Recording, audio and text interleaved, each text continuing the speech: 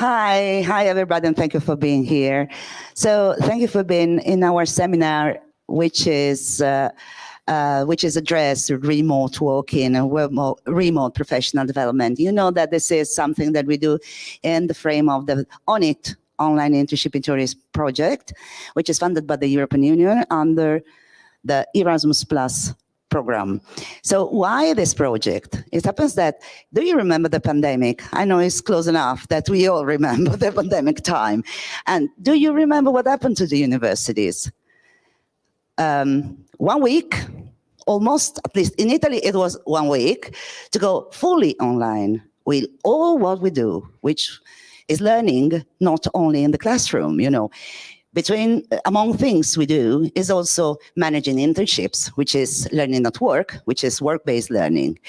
That was possibly, at least for many of us, the hardest part. So we didn't know how to do it. Basically, we had no clue, and someone reacted better. We tried to do our best, we all, but then we discovered that there was a great potential on this that was unexplored. That needed something more specific in preparation, in implementation, and in evaluation of the things. So for this, ONIT is carried out by several universities and other organizations in Europe. And we are now, after 2 years work, we are almost at the end. I would not say at the end. And we know that as a Eurofund survey says, there will be no looking back in what is called remote working, or it can change. It's already changed. Someone is back to the office. Sometimes it's an hybrid work. But what we know is that it will not be as before. And remote work is already a fact. So if the work is a fact, then also internship should be adapted and should support students to develop skills, and that are not only hard skills or organizational skills, but also life skills to manage the process. And for this, we did something about. What we know is that there is a lot of work to do still, because we try to do our best. But of course, the situation is evolving. The situation is fastly evolving sometimes in the labor market and also in technology. Then we know that, I don't know, artificial intelligence is something. There are many innovations coming. And for this, what we have to do, I believe, is to increase the dialogue with enterprises.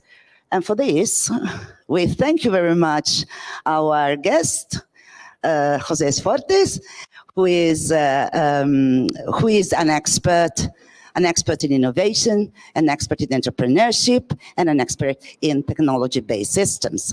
So I would give you the floor almost immediately, but before I need to ask something, can you send please the registration thing? I don't know how to call it. The screen for those who have to register. You have 3 ways, or you click on the web link, or you use the QR, or you just wait the link to be put into the chat if you are online, and you can click there and it will be automatically given. So Jose is preparing, yes, he's saying me in 1 second I will take the floor. He is the CEO of Laureon. They support people also in startups and innovation services for enterprises. And we are all waiting the inspirational thoughts he has for us. It seems to be a bit complex. I am on the old style, I'm sorry. I am supposed to be less old and have also this thing, but I've asked for the microphone. So, please, the floor is yours. Thank you very much.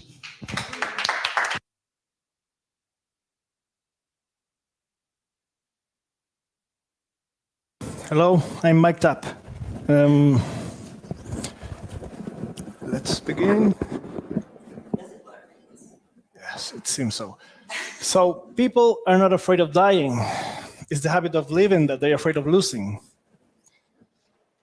So people are not usually worried about putting so much effort into learning and into discovering things and into being better, as long as society guarantees to that people that they can live off of that forever. So people are afraid of uncertainty, in short.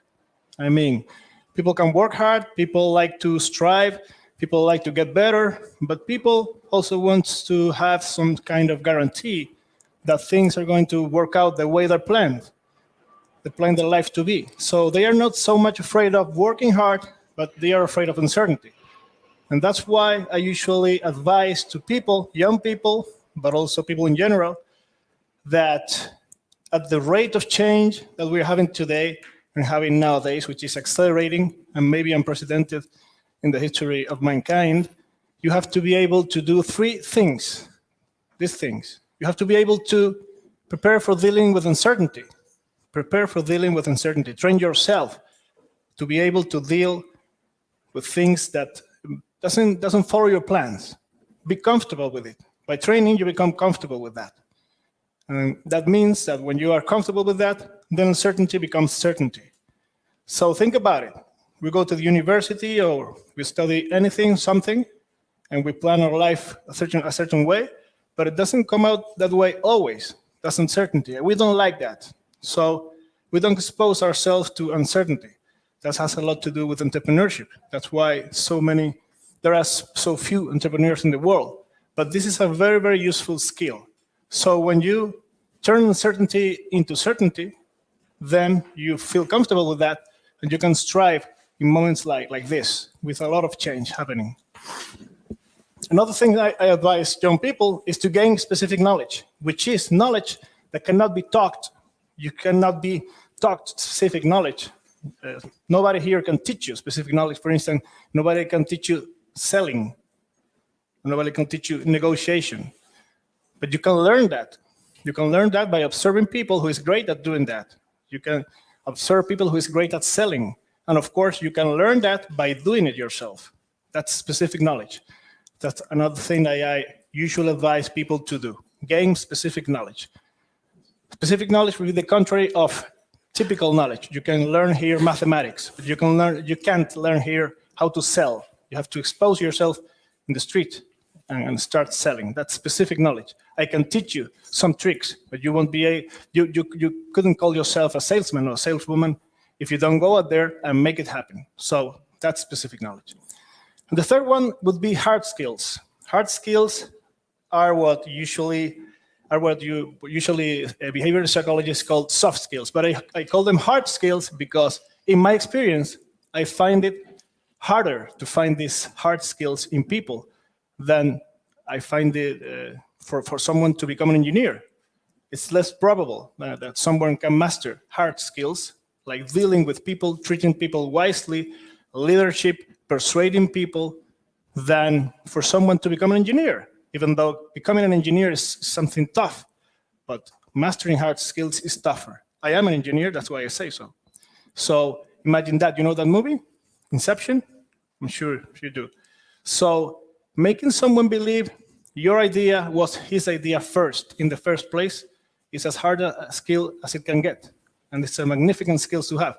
So if you can do that, if you can persuade people and bring people to your position and lead that people to move forward, that's a very hard skill to master. Harder than becoming an engineer. Think about it. Because I used to think that becoming an engineer or being very good at science was very hard. It is not. Treating people, dealing with people is harder. So I call them hard skills. So I advise people to train themselves, to expose themselves, and to try to gain and get hard skills. So I like to start all my talks like this. I don't introduce myself. I do it now. I am Jose Fortes. I am the CEO of Laureum. I run this small firm, consultants firm, which we have expertise in innovation, strategy, and entrepreneurship. But I have an obscure past of being an executive in companies, so as chief innovation officer or CEO, and I stopped that world. I went out of that world in 2016 and founded Laureum. I am not a born consultant. I consider myself more an entrepreneur or an executive, a man that makes things happen. But people started asking advice from me. So the consultancy work came to me. I didn't look for that gig. But I believe it's important to, when you work with consultants, that you ask them, what's the real experience in the real world? I mean, have you done what you are advising me to do? Have you actually done it? That's the crucial question for me. So I don't consider myself a consultant, but I am one.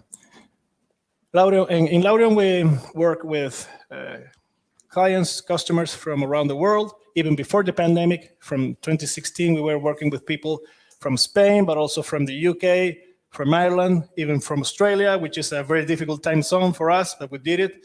And we also advise the public sector here in Spain and abroad.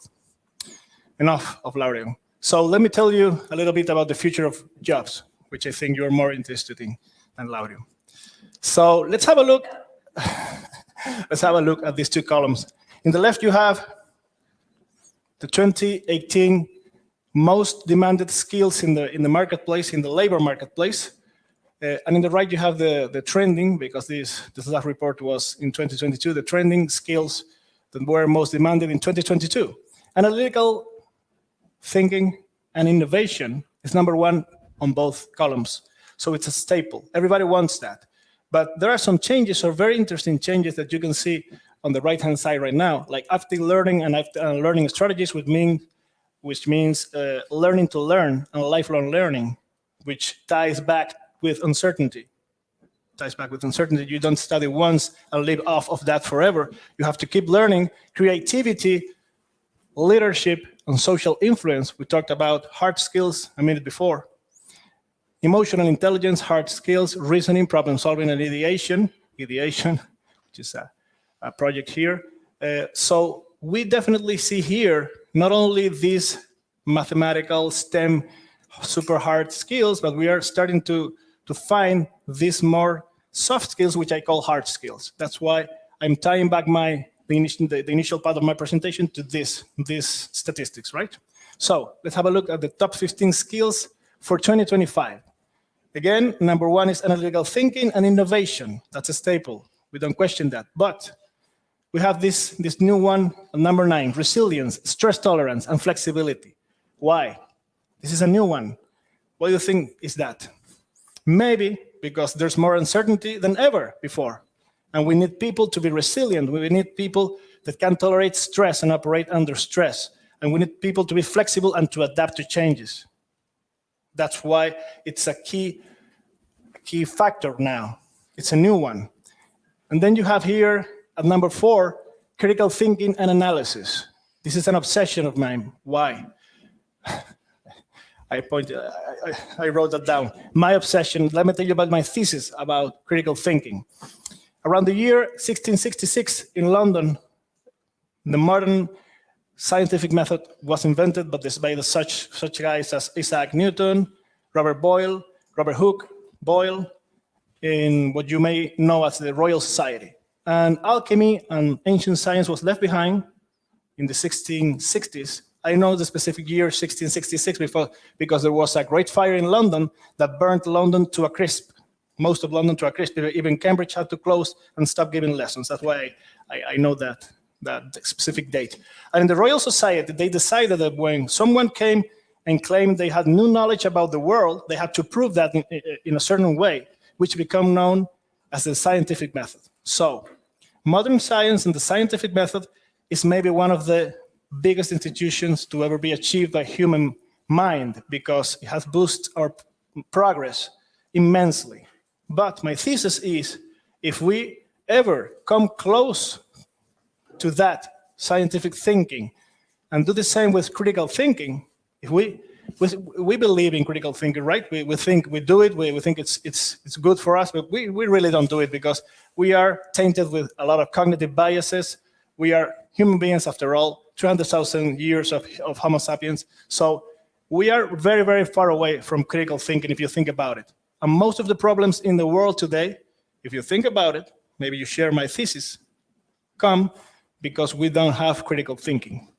Especially, we have kind of solved the hard sciences, but now we have these social disciplines, which are very hard because they deal with people with economical and social issues. And we don't have a very good method to think about it. So I believe that critical thinking, if we sometimes can achieve to get closer to it, it will boost humanity even more than scientific thinking. That's my thesis, so I wanted to share that with you, if you don't mind. Critical thinking, we are looking for that. But what I found is people that talk a lot about critical thinking are some of the people that practices it less. So maybe, I guess that makes me one of them. So maybe I shut up and push forward, right? 65% of children will work in professions that do not exist today. So how do we prepare them? How do we prepare for something that doesn't exist yet? That's uncertainty. So if you develop the skill to adapt yourself, you will be I will not say good, but you will be better in the future.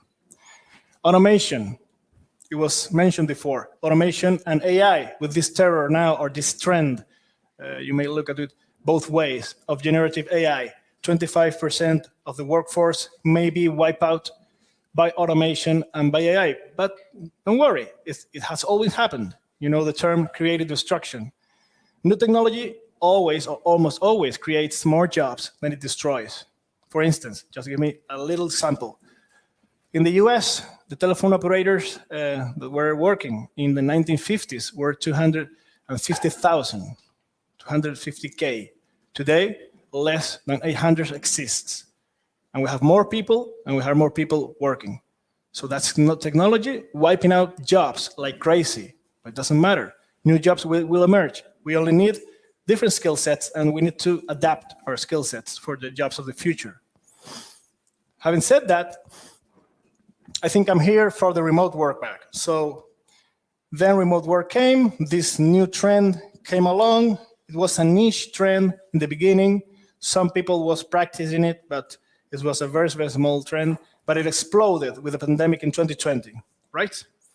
So what can I say about remote work that you don't already know, and which isn't dull? Well, I can say this: remote working is here to stay. We heard that in the previous presentation. It's here to stay. How much? We don't really know how much, because there are forces now pushing inwards and outwards. I used to say the dust has not yet settled. So we are looking at a phenomenon that is happening right now live. So we don't really know what this future state, if any state, will be solid in the future. What's it going to be? So we have these forces of people bringing in, again, people to the offices, the physical offices, and there are the other forces pushing people to work full remote. And in between, we have everything. We have this hybrid model that encompasses everything. So we don't know how much of remote work will stay in society and in what flavor, but we can definitely say it will stay in society. It has already changed things, and it's impossible to go back to before 2020. So it's an opportunity for people, for regions, and for companies, for those three pillars, because sometimes we only think about one of them, but people, regions, and companies. I would say more than companies, organizations. And of course, challenges come with it. Challenges like what? I could name a long list of challenges, because when you are invested in any kind of phenomenon, you only want to see the good side of it. But I try to see all kind of sides that my cognitive biases allow me to see. So when people get excited about remote work, I always tell to them, hey, you are now facing competition in the supply side of the labor market and in the demand side of the labor market. That means that if you live here, you are a professional, you can work for a company in Ireland, maybe for more money than you can work for a company here. That poses a threat to a company here, which is you have to step up your game, you have to export and add more value, because you have to make more money in your P&L, in your top line and your bottom line, in order to compete and in order to be able to hire this guy who is working remotely. So there's a threat for companies. They have to step up their game. But there's also a threat for people, for workers, because, hey, someone from another place in the world who works for cheaper than me, his price is cheaper than mine, he can wipe out my job. He can take my job. So I have to step up my game too, in order to be able to be valuable in the global marketplace. So what I want you to understand is the road has been opened. And when a road is opened, you don't have barriers to protect you. If you're a company, supply, or if you're a worker, demand, that's good. That's always good. Name one instance in the history when competition has been bad. Never. It's good, but you have to adapt and you have to step up your game. So that's a challenge, and you have to know it. You have to know about it, right? So for me, remote work is not the be-all, end-all solution for work. It's not the be-all, end-all, but it's a very good opportunity for companies, regions, and people. Tenerife Work and Play. What is it? Tenerife Work and Play is the brand of the government of Tenerife for attracting remote workers and for fostering a remote working community in Tenerife. And we at Laureum happen to help manage this brand for the government of the island. What are the goals? I already mentioned one, attracting knowledge workers and foreign talent here, but also bring back people and trying to reverse the brain drain that we have been suffering for decades, because we are a small region, and sometimes people had to flee and go to mainland Europe to pursue their careers in specific companies that had opportunities that we didn't have here. Now we have these people, a lot of these people working from here to the rest of the world. That's great. We're bringing back people, people that were born and raised in Tenerife, in the Canary Islands, in Spain. And another goal is to keep talent here. So when I studied like 20 years before, if you wanted to do some things, maybe you have to leave the Canary Islands and find another place to do it. I never did that. My two brothers did. I am the only brother that lives here. So now we're trying to make people understand that they can live here, make their life here, because they love their life here. But the opportunities are now greater than when I finished my studies. So there's a very good opportunity to keep the talent here and don't suffer this brain drain. So that's what we're trying to do. At Laureum, we also work with other regions and cities like Ciudad de Mexico, City of Mexico, Buenos Aires, and other places in the world, because not so many people have experience and expertise in understanding and leveraging this phenomenon. So in fact, they are calling us. We're not calling, but they are calling us because there are not so many consultancy firms in the world that know about this phenomenon, and this has taught us a lot. Let me show you arrivals of remote workers in Tenerife since 2014. You see a flat line there. That was the niche market, comprised mainly of digital nomads, which was the first flavor of remote working people. And then you see in the 2020 year how it exploded, and it started to rise dramatically. 2023 is an estimation. We did that at the beginning of the year, so I think we are getting more remote workers this year than that number, 24,000. But it's a pretty good number. In the Canary Islands in general, I believe it's like 65,000 already. Okay. Indeed, it was planned to get these 65,000 remote workers in 4 years, and we have gotten that in 1 year. So it's being better than expected. The economic impact in Tenerife is estimated in being 130 million, direct and indirect. And what's good about, or interesting about, digital nomads and remote workers in general is that their expenditure in the destination is 3 times that of a normal tourist. So they require less resources and leave more value in the place. That's why they are so interesting as a visitor. So with what's been doing in Tenerife Work and Play this year and a half before is something that haven't been done before, which is mixing these 3 forces, which is local people, local professionals, local companies, local talent, meaning students of every kind, shape, or form, and remote workers, mixing them together. Because when you mix those bubbles of people, a lot of value arises. And I will give you an example moving forward. So this allows for knowledge transfer between those groups, which usually are isolated and don't know each other. We are connecting them so they get to know each other. That fosters innovation and creates business collaboration and even creates new businesses. New businesses are being created right now in this island because those three bubbles are starting to work together and to know each other. Luckily for us, we also help manage this brand, which is Why Tenerife, which is the brand for foreign direct investment in Tenerife, which goal is to attract businesses and investment to Tenerife. Why do we do that? Well, because we won a public bidding. That will be the short answer, but we were doing that way before the pandemic and way before we even knew what Why Tenerife was. We as a private company, we were already doing that because we had clients around the world. So sometimes when we were advising them in innovation or strategy or product management or whatever it was, they asked us about Tenerife, how was the tax incentives in Tenerife, and so on and so forth. And we ended up collaborating and like being ambassadors for Tenerife. So we decided to go to this public bidding and we won.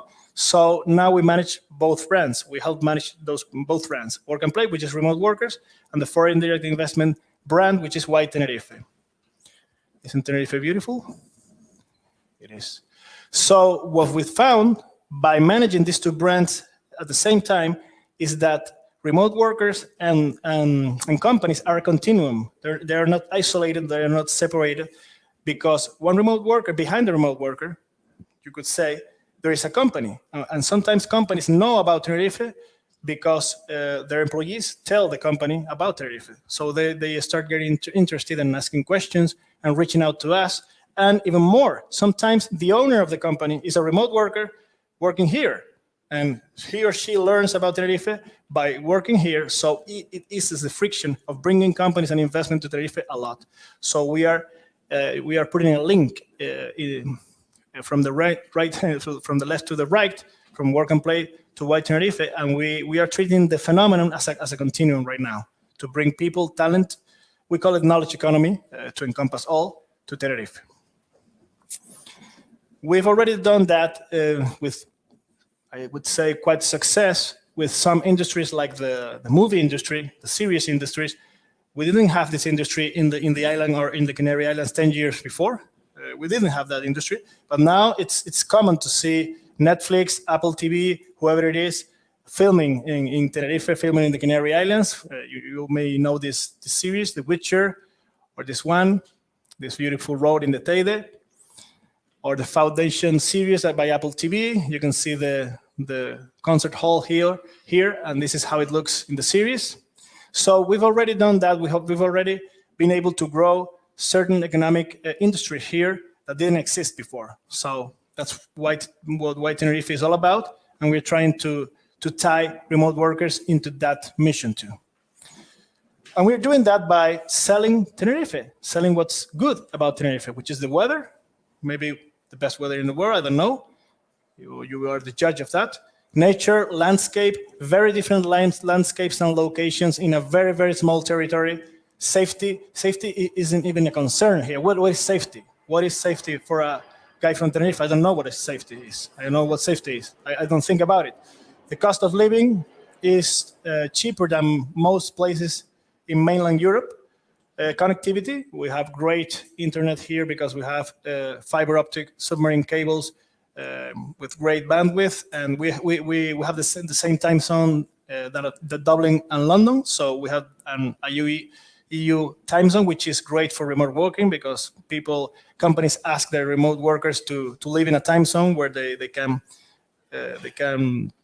work together with the company, the headquarters.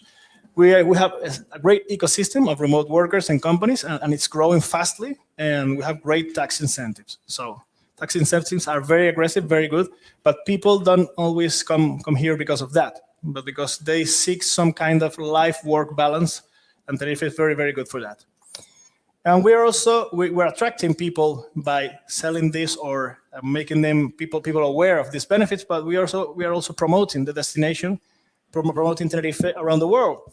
That's 2 events in London, Urban Festival, and the right one, on the right-hand side, you can see Running Remote, which is the biggest corporate remote working event in the world. That was in Montreal, but we've been in Lisbon, I believe, 2 weeks ago. That's how we try to promote the island.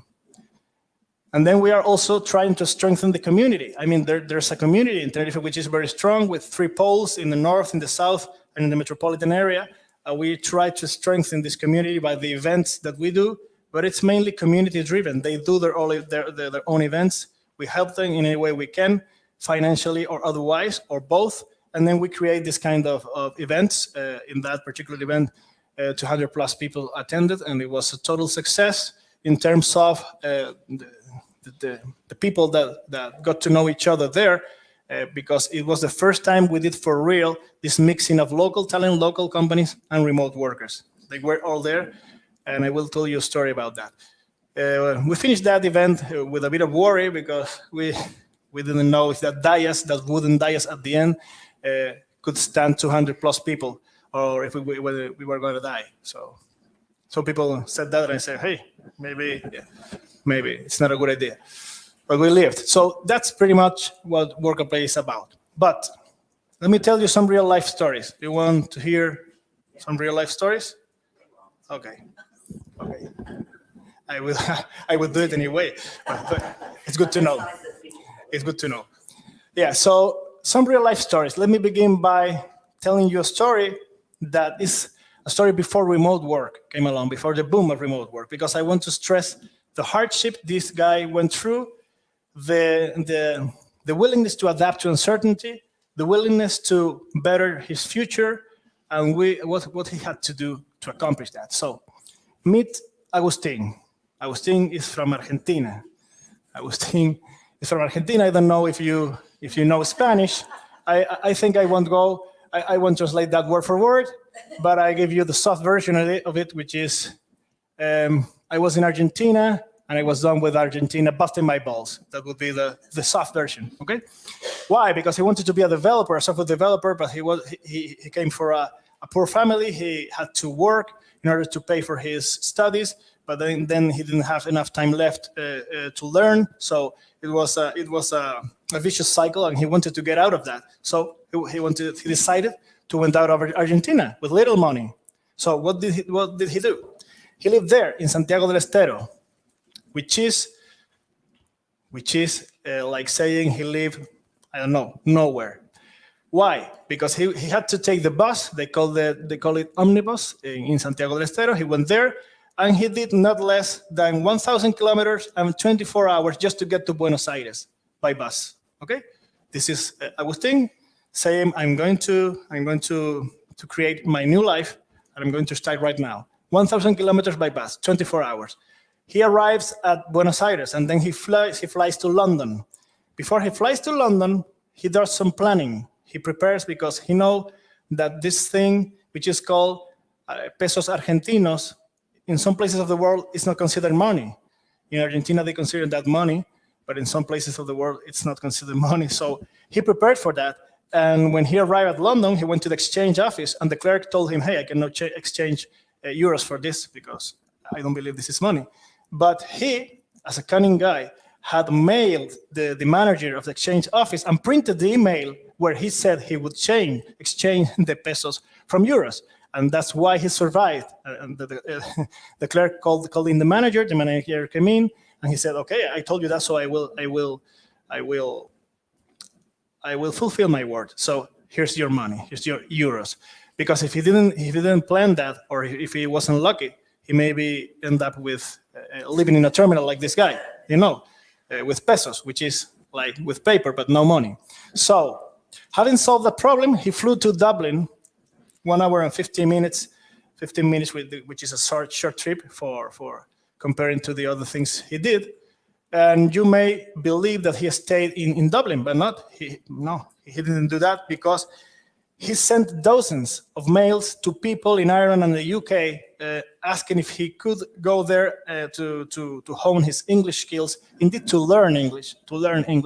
And he only asked for food and for little money and for shelter. He only asked that. Only one guy answered that call, and he didn't live in Dublin. He went all the way to Galway, have taken that bus, 2 hours and 30 minutes. And let me tell you guys, it wasn't in Galway either. It wasn't in Galway. It was in the Aran Islands. Population, 1,200 people. And we are reaching the very limits of Google Maps here because, sorry, we could not calculate driving direction from Galway to Aran Islands. No, you cannot do that because you go by ferry. And let me show you what Aran Islands look like, okay? This is Aran Islands, okay? It's like Madrid or it's like Milan in the year 2000 before Christ, okay? It's a great place to do deep work, right? So he worked there. He worked there as a hostel manager, hostel assistant for 5 months, learning English, cleaning toilets, doing the beds, yes? I'm looking at some guys who are surprised. This is hardship, this is adapting, this is leaving your home, being young and trying to step up your game and climb the ladder. He accepted to be a hostel assistant. Then he applied for a job as a customer service guy at an IT company because he knew that he would never get a job as a developer because he had no experience. So he started from the bottom. He worked for that for 1 year. Then he moved into the integration department closer to developing. And eventually he got hired as a developer and has worked as a developer ever since, which is 5 or 7 years ago, I can recall, when he told me that story. So that's a success story that I wanted to share with you because this guy was faced with hardship and he had to do a lot of adaptation and he did, okay? Do you want me to tell you another story? Yes. Yeah, good, very good. For those of you who don't want that, too bad, because I'm going to tell it anyway. So this is after remote work story, okay? Meet Ivan Gonzalez. Ivan Gonzalez was sad because Ivan Gonzalez was working here, but he didn't have things going on his way. He wasn't happy with his work, and he received a call. This was before 2020, a call by me because we were working with a client in Ireland, and they asked for developers, and they challenged me, and they told me, hey, you always say that the developers from Spain and from the Canary Islands are very, very good, so let's try that. I challenge you. Looks for someone who can work for me. So we tapped onto our network, and we found Ivan. I remember I called him from here in this university. I was working here, I don't know why, and I called him. I told him about the interview. I called him and some other guys, and he was the guy who passed. So now Ivan was hired by an Irish company as a developer, and he was happy. He was things going on for him in his life, and he was very happy. But this is not the real story. Now meet Dali Vidic. Dali Vidic is a developer. You know her? I know her. you know her. So you may be able to tell her story better than me. So Dali is a computing software engineering student, not engineering, but software developer student, and he went to this event. So Ivan and Dali met there because I asked Ivan if he could speak to other people who can relate to him, and that was a success because when you see someone like me who is old speaking to students, they can relate with me, but they can relate with Ivan. So Ivan told people his story, and then Dali got interested. And after the event, we had this networking thing at the lawn of this great hotel that we have in Tenerife, and that was a long networking day that led to a long networking night. It was really fruitful because you can see here businesses taking place. You can see here new collaborations, new ideas being discussed, and a lonely man. A lonely man? It happens. Somebody attends an event and nobody wants to talk to him. It happens, no big deal. So they met there, right? So Ivan, what's going on in the life of Ivan work-wise at that moment? He was working for a US company at the moment, and he also was working on a side project for an Irish company that were friends with him.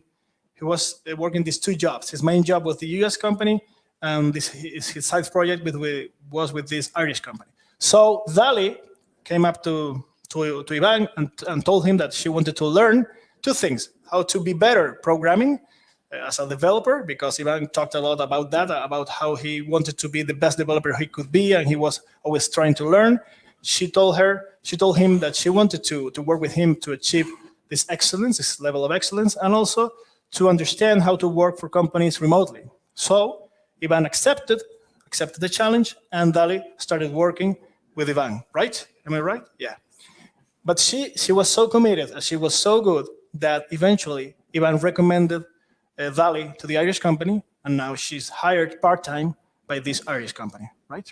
So that's a story, a success story that happened because we did this event mixing this local talent, local community, local professionals, and remote workers. So she's finishing her studies, but she's also working in this Irish company as a side project, and the plan worked out well. And I love it when a plan comes together. So, thank you.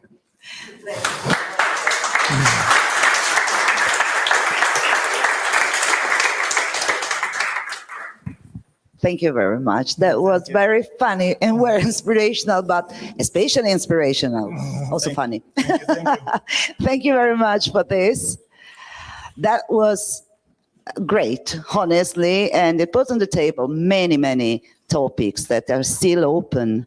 Because when we speak about remote work, it is a great point that is not only business meet life, which is a huge step, but it is also our places, how we live different our places. And when I said that would be an evolution in everything, it is not only about work and having a salary, it is also to live differently, which is probably what we are trying to learn again.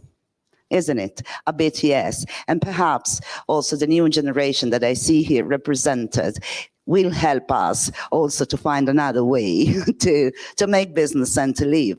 So at that point, I thank you again. It was really great, and I agree with you on many things, I have to say, especially about skills that are never, ever only to study, but to study into a context and to study with people and to live within society.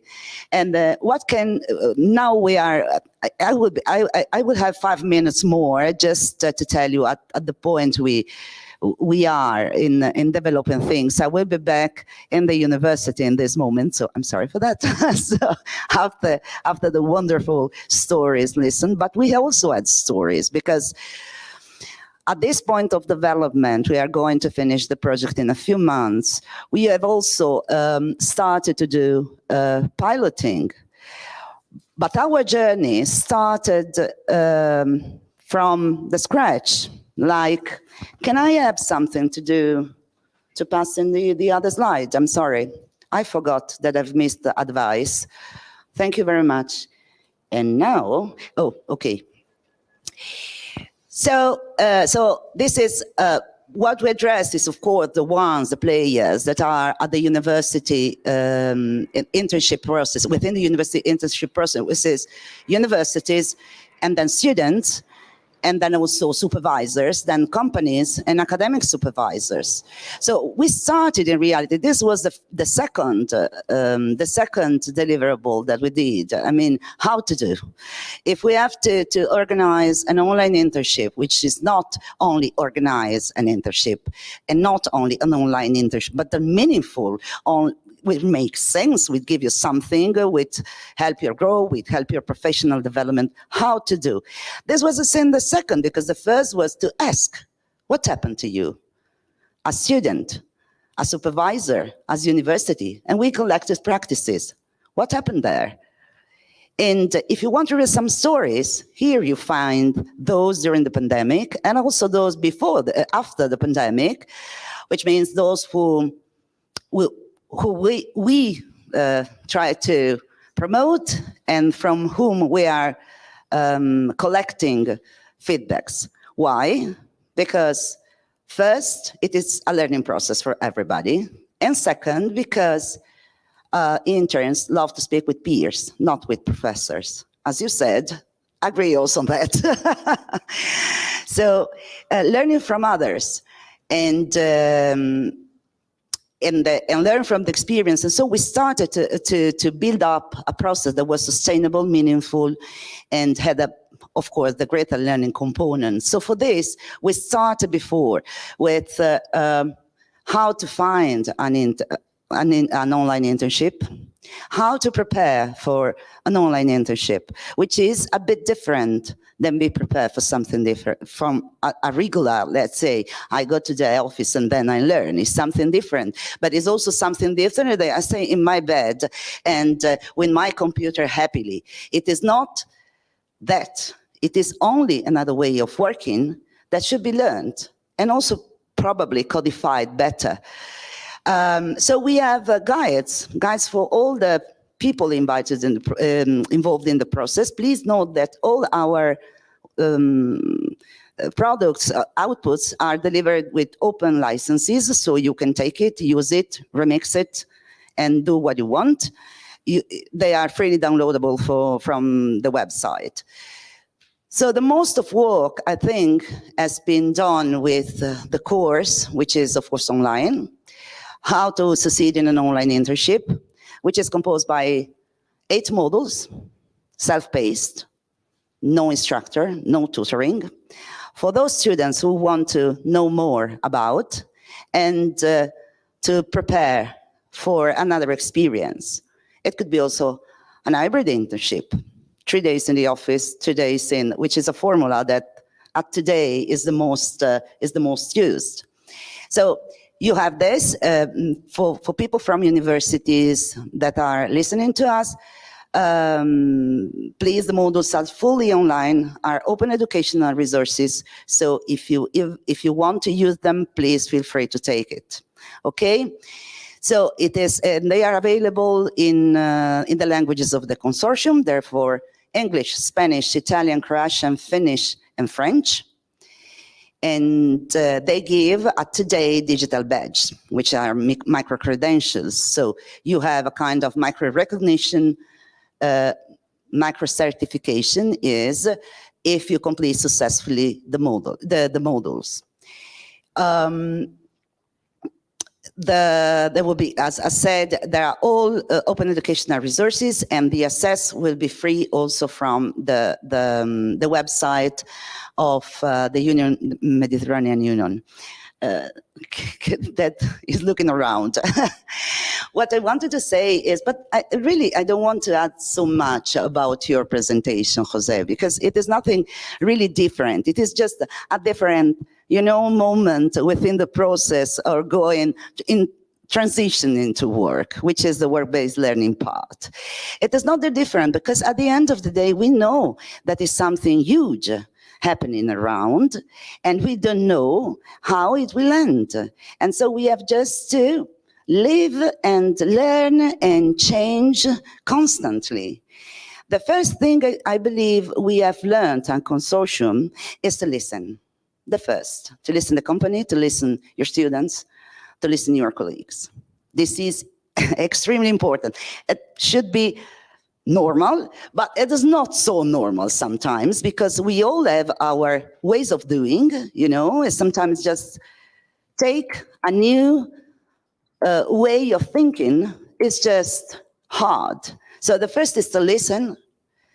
The second is to remember that you have a place. That remote is not anywhere. Can be in Tenerife. You can work for an Irish, but you are still living in places. Okay? And so also that it is important. The region is important. The community is important, but also the region is important. Then to follow the labor market, not to instruct the labor market, and not to force your students to do what the labor market wants. It should be a balance, always. And so for that, because also that can be a point, the balance is within the dialogue with business.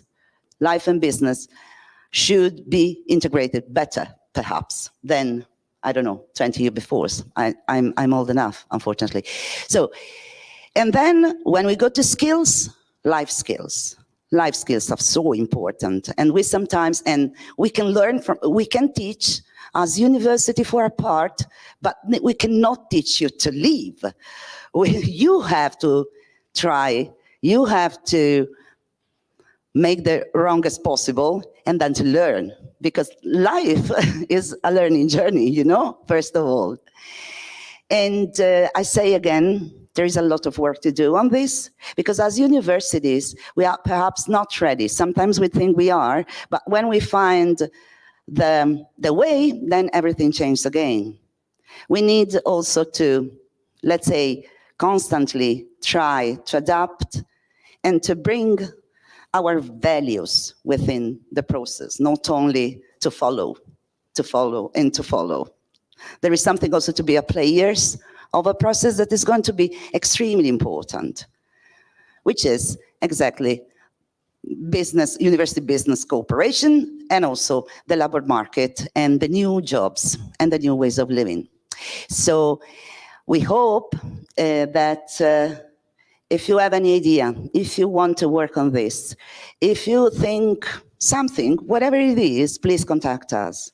Really, there is a lot of work to do, and we have to do it together. In our situation, I mean, if you are a student, if you are an intern, if you are a company, if you are whoever you are, if you are an higher education institution, a university, but also those who take care of professional development, consultants, and even in training as well, because they have a similar path than us.